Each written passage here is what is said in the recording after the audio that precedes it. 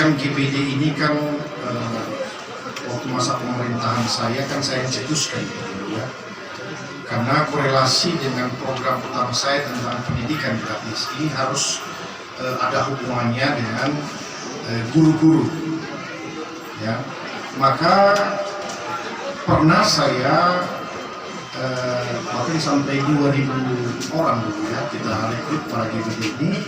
Tentunya ini juga concern saya, ya, bagaimana pendidikan ini benar-benar bisa terlaksana dengan baik, masyarakat mendapatkan hak-haknya dengan baik, dengan efisien dan efektif, dan tentunya juga bagaimana memperhatikan para guru bantu daerah ini mendapatkan hak-haknya. Contohnya, kan tidak mungkin kalau S1 dengan S3 sama penghasilannya.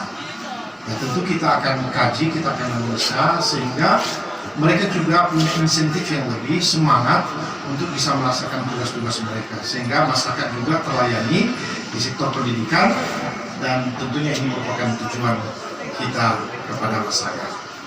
Ya, nanti kita akan coba cek betul berapa sih sebenarnya kebutuhan daripada GPD itu. Ya, kita coba semua. Kalau saya sih dulu berpikir bagaimana kebutuhan guru itu benar-benar terpenuhi di seluruh Nia Selatan. Saya juga pernah mencoba melakukan itu dan bisa terlaksana gitu. Nggak ada masalah kalau niat kita baik, niat kita jelas untuk kepentingan masyarakat. Jangan ragu untuk melakukan itu. Ya, kalau sebenarnya anggaran kita nanti mencukupi sangat baik, ya, fiskal kita sangat mumpuni untuk membayar itu, bila perlu ya kita bayar gajinya dengan sepadan dengan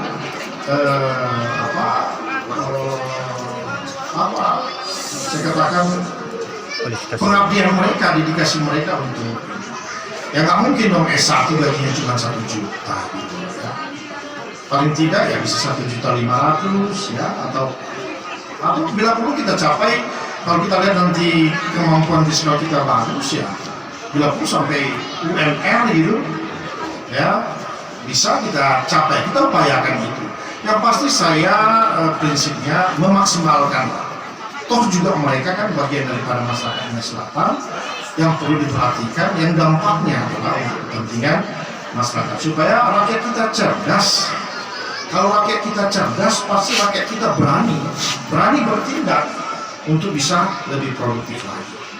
Jadi prinsip saya bagaimana anggaran atau APBD kita itu kita kelola secara efisien dan efektif yang berbasis kinerja, ya, outputnya bagaimana. Kalau outputnya bagus untuk kepentingan masyarakat, kami tidak ragu. Kalau saya sudah jelas, saya pengalaman 5 tahun, saya tidak ragu untuk memberikan kepada rakyat uang itu.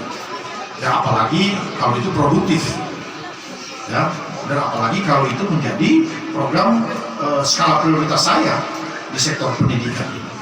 Ya. Jadi kita nanti tidak hanya bercokol mengambil kebijakan pendidikan hanya cukup di sini atau di Medan atau di Jakarta. Bahkan bila perlu saya mau katakan di sini, ya, rencana itu, bila perlu Nia Selatan ini harus go internasional. Orang-orang cerdas kita kirim ke luar negeri, kita bayar mereka. Ya. Saya pastikan itu. Jika Tuhan izinkan kepada kami, ya kita punya uang kok. Sekarang kan bagaimana mengelola uang itu dengan baik dan benar, sehingga masyarakat merasakan gitu. Ya. Coba dulu 5 tahun waktu masa pemerintahan saya, orang nggak bisa kira 150 orang dokter kita bisa ciptakan. Itu pendidikan yang paling mahal loh, dokter. Tapi bisa kita lakukan kok. Ya. Jadi kalau kami sudah sepakat, ya, saya waktu berdiskusi dengan Pak calon wakil bupati, saya bilang ya kita bisa bersama-sama 5 tahun sepanjang itu program yang pernah saya canangkan, yang pernah saya laksanakan, dan untuk kepentingan masyarakat kita laksanakan, ayo kita sama-sama untuk itu. Dan beliau juga sangat respon, katanya itu juga dalam pikiran saya, dan jadilah kami ya pasangan Ideal Sanowo untuk 2021 sampai 2025. Ya, mendukungan lah doa dari seluruh masyarakat, dari wartawan dan pers, ya, supaya bisa memberikan hal-hal yang positif. Kritik kami, tapi jangan juga hal yang tidak disampaikan kepada bersama. Banyak hoaxnya, ya, itu kira-kira yang saya sampaikan.